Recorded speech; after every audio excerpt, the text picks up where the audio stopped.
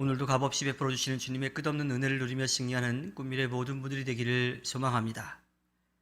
죄를 짓고 주님을 등지고 이 자신을 타락한 욕망에 넘겨준 그러한 사람들은요, 스스로 돌아올 수가 없습니다.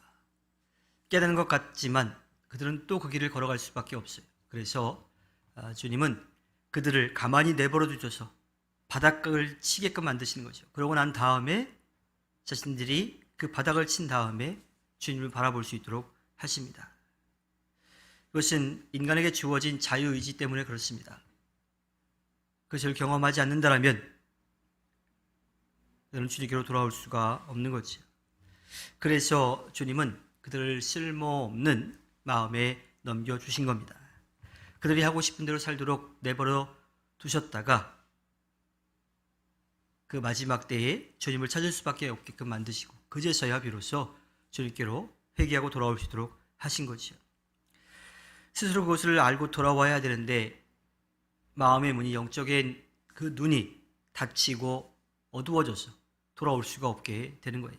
오히려 더 죄악 속에 깊이 빠져 들어가게 됩니다. 사도 바울은 하나님 앞에 죄를 짓는 것에 대해서 23가지를 이야기하고 있어요. 해서는 안 될 일에 대해서 이야기를 하고 있습니다. 사도 바울은 이 목록을 통해 주님을 등지고 쓸모없는 마음을 따라 산 결과가 얼마나 다양한지 또 심각하게 나타나는지를 알려주고 있습니다. 그런데 여기에 나오는 23개의 죄 목록을 보면요, 법적으로 고소할 만한 일들은 하나도 없다라고 하는 겁니다. 이렇게 본다라면 하나님께 죄를 짓는 그 일들은 모두가 다 마음과 입술로 지은 죄라고 하는 거예요. 주님께 혹은 사람들에게 이 마음으로 짓는 그런 생각, 말, 또 태도, 이런 것들로 표현되는 죄를 뜻하는 거지요. 사도 바울은 독자들에게 죄의 뿌리를 보여주려고 하는 겁니다. 법법 행위를 하지 않았다는 이유로 스스로 옳다고 생각하는 사람들에게 그들의 마음에서 나타나는, 시작되는, 숨겨진 그 죄가 있다라고 하는 것을 알려주려고 하는 거지요. 32절의 말씀은요, 19절부터 시작된 말씀의 결론입니다. 하나님의 공정한 법도를 알면서도 라고 말하고 있어요. 당시 이 이스라엘 사람들에게 있어서는 이 로마 사람들의 법이 적용되고 있었습니다. 마찬가지로 이 로마서를 읽게 될 그 독자들도 마찬가지이지요. 그래서 로마인들은요, 많은 신을 믿었지만 진정한 신이라면 정의와 진리 그리고 사랑에 있어서 완전한 존재여야 된다고 그렇게 생각을 했었어요. 그러니까 그들도 다양한 신이 있지만 믿고 따랐던 그 신들이 하지 말라고 했던 것들이 무엇인지를 알고 있었다라고 하는 거지요. 그들이 알고 있는 그 신들이 하지 말라고 했던 것을 그대로 하나님도 하지 말라고 했다라고 하는 것과 적용시켜서 그렇게 로마 사람들에게, 로마 교회인들에게 설명하고 있습니다. 그들은 그 일들을 통해서 사람들을 미워하게 되고 사람들과의 관계가 깨어질 수밖에 없게 되었어요. 그리고 그들이 믿고 따르던 신들에게도 벌을 받을 수밖에 없는 그 결과를 낳는다는 것을 사도 바울은 전하고 있습니다. 하나님에 대해서는 더욱더 마찬가지죠. 하나님은 우리를 사랑하시는 분이고 또 우리가 서로 사랑하기를 바라시는 분이기 때문입니다. 그리고 그 일들을, 하지 말아야 될 일들을 하게 되면 서로에게 불행이 닥칠 수밖에 없다고 하는 것을 알고 있었던 거예요. 그것을 깨달았더라면 마음을 고치고 의롭고 거룩하게 살아가는 길을 찾았을 겁니다. 그런데 그들은 깨닫지 못했어요. 하지만 하나님은 그들을 절망으로 또 심판의 길로만 내두시지 않으시고 그들이 다시 돌아올 수 있는 길을 열어주셨습니다. 그것이 바로 예수 그리스도를 통한 복음인 거지요.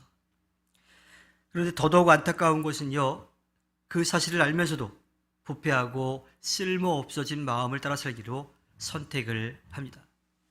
C.S. 루이스라고 하는 사람의 말을 빌리면요, 위로 솟아서 주님을 닮아가는 가능성과 아래로 내려가서 짐승을 닮아가는 가능성 중에 거짓되고 위선된 것들, 그것을 알면서도 부패하고 쓸모없어진 마음을 선택한 사람들은요, 바로 후자이라고 하는 거예요.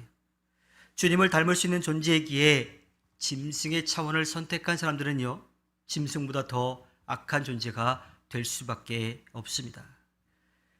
이 부패한 인간의 마음이 만들어내는 죄악은 때로 인간됨에 대한 절망감까지 느끼게 만들기 때문이죠. 그 길을 선택한 사람들은요, 다른 사람들도 자기처럼 생각하고 자기처럼 말하기를 바랍니다. 왜냐하면 자기들이 잘못하고 있는 것을 어느 정도 알고는 있지만 인정하고 싶지 않고요. 또 다른 사람들도 그렇게 같이 잘못하고 있다고 하는 것을 통해서 스스로 위안을 삼으려고 합니다.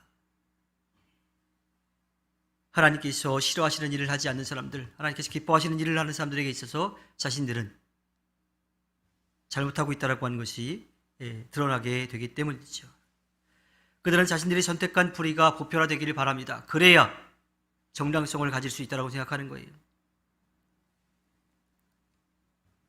그러나 안타까운 것은 오늘 우리의 세상이 그렇게 가고 있다고 하는 거예요. 좋은 게 좋은 거라고, 잘못된 것도 그냥 눈 감아주고 넘어가고, 또 함께 죄를 짓도록 만들어서 자신의 죄가 드러나지 않도록 감춰지도록 그렇게 만들고 있지요.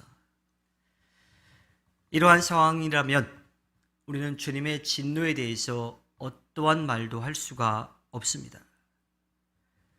주님을 등지고 부패한 마음을 선택한 사람들, 그들에게 주님은 진노로, 심판으로 대할 수밖에 없지요.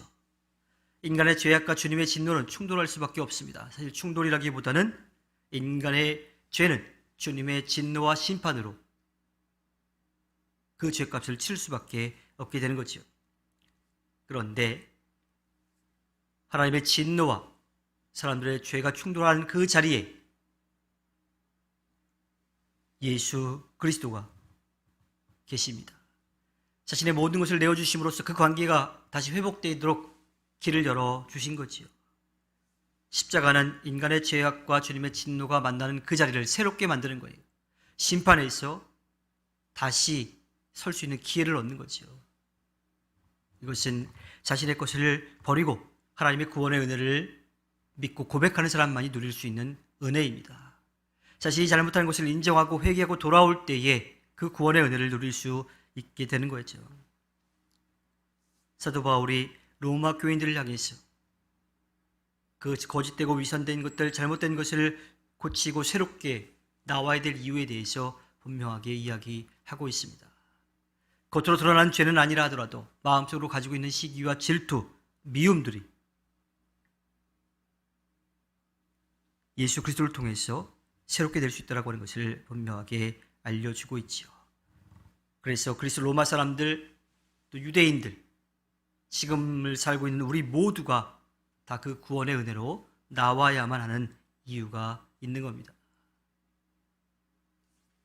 하나님께서는 그 자리에 새롭게 할 수 있는 구원의 은혜를 베풀어 주셨고 우리가 돌아오기를 기다리고 계십니다. 그것은 하나님을 인정하고 죄를 회개하고 용서를 구하고 돌아오는 길 뿐입니다. 주님께서 허락해 주신 오늘 하루를 살아갈 때에 잠깐의 누림을 통해서 세상에서 잠깐 누리고 말 것에 욕심을 내면서 하나님이 아닌 세상을 선택하는 삶이 아니라 영원한 하늘나라를 바라보고 회개하고 돌아와서 주님의 아름다운 뜻을 펼쳐가는 꿈일의 모든 분들이 되기를 주님의 이름으로 부탁드립니다. 기도하겠습니다.